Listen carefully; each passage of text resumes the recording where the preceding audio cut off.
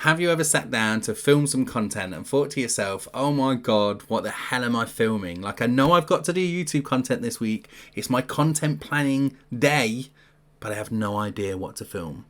In this video, I'm going to show you my content planner, which you can get absolutely free with the link in the description.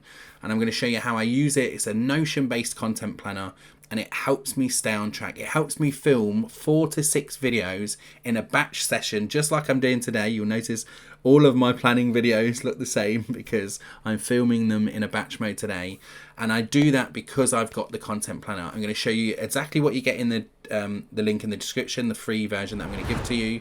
And then I'll show you my version, the one I've actually used in practice to start creating these content ideas. And you'll see, you'll see what's coming up actually on the channel. So let's first take a look at the content planner, what I'm going to give to you. So this is what's in the description.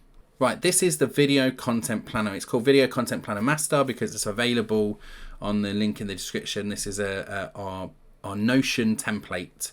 And inside it, just to run through it in a little bit of detail, we have a status. So what I want to do is every time I'm coming to film a new video, well, actually not every time I'm coming to film a new video. Whenever I have ideas, the idea pops into my head and I think, where am I going to go and put this?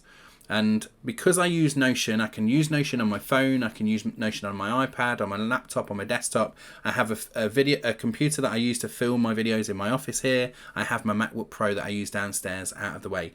But it's all synced in my Notion template. So whenever the idea comes in, I can just come and pop it in here. And really, these are the statuses of a video if you're creating YouTube content, TikTok content, podcasts, whatever.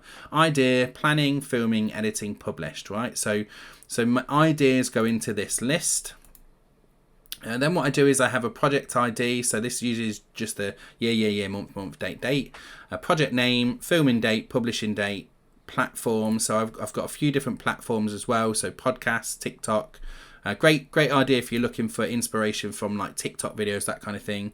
Inspiration is when I'm doing my content research, I'll have a URL for a video. Sometimes I get inspiration for videos and I forgot about it in a week's time when I come to film it. So by saving the URL and putting it in here, it's easy for me to go and find that. And then I have a thumbnail as well, thumbnail idea. There's a idea for that one, idea for these ones. These are old ideas, old thumbnails that I had. And then you've also got content pillars. Content pillars are great. So I will do another video about content pillars and just explain to you why they're important. But actually for me, because I have 4 content pillars now, planning, production, publishing, promotion, my 4 Ps of YouTube, every video that I have should fit into one of those content pillars. So there might be some stuff that's out of that, but for the most part, everything else fits in those content pillars. And you need to know what yours are, right? You need to know what your content pillars are. So how this looks in practice then, and I've kind of cleaned this up a little bit. there's my planning for today. I'll show you that again in a second. But what this looks like in practice is I have my different pillars. I've not done my research for these. I'll be doing a video about that later on. But I've got all my planning, so I set up all my planning videos, and this is because I know who my ideal client is, my ideal viewer. If you've watched my previous video about Video Vicky, you'll see that we talked about a person that we can talk to, and I've got that person, and then I've started to create content specifically for that person.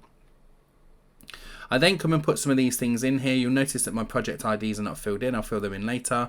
I don't have any inspiration for these because I've been using chat to come up with the ideas. I might find inspiration later on. So if you see, I click on my all section here. Here's a whole bunch of ideas and things that I've had in the past. You got TikTok videos, YouTube videos, different content pillars that they all fit in. Now I archived all of those. We changed the way we're doing things just to make it a little bit easier for me, and so that's why I have this nice, neat looking content planner at the moment. So having a content planner like this just helps you move forward, right? Now let's just show you the next part of this as well, and I'll talk you through this in a different video. But what I also do is plan the ideas with chat. So a better one to show you actually is looking at Video Vicky here. It shows me what the hook is. I might spend some time creating different types of hooks. It shows me the contents that I'm going to put in the video, my final thought and my call to action as well. So you can do all of that and have that all planned inside of your content planner. Even if you don't script your videos, which I never script my videos, it's always just me waxing lyrical. I do have bullet points. You've seen the script of sorts inside of that planner, but that's me really just organising my thoughts and giving myself some structure. So if ever I'm sitting here talking, I've got some way to come back to what the structure might be. You know, I used to do it. I used to just have post-it notes. I've got a whole bunch of post-it notes all around me, and I'd have 3 to 5 bullet points of what I'm talking about. That's enough for a lot of people. The problem with my post-it notes is I lost them all the time. They just disappeared. Or if I had an idea and I put it in my notes on my iPhone, I would lose that as well. So having the Notion tracker, the planner that I've got, helps me organise these thoughts and make sure that I don't lose them in future. I just want to emphasize one last thing about this as well. The inspiration URL.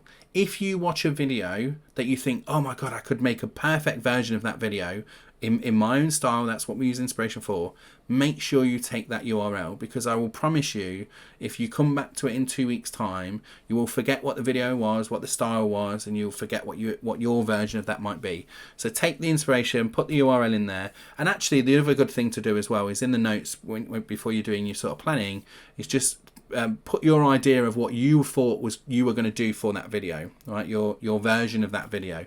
Sometimes I even add like how I was feeling. So I'm going to do a version of video that's like this, and I feel really excited about it, or it makes me feel really sad, or I'm really angry about how they've done that stuff. Right? Putting your feelings and your emotions to it as well really helps me. It certainly helps me understand where I was and what I was thinking when I was coming up with that idea using the inspiration. All right, that is the content planner. It is available in the description. Go and grab the free version of it for you. My name is Matt Hughes, King of Video, and make sure you click on one of the videos around the video and don't forget to subscribe. Bye bye.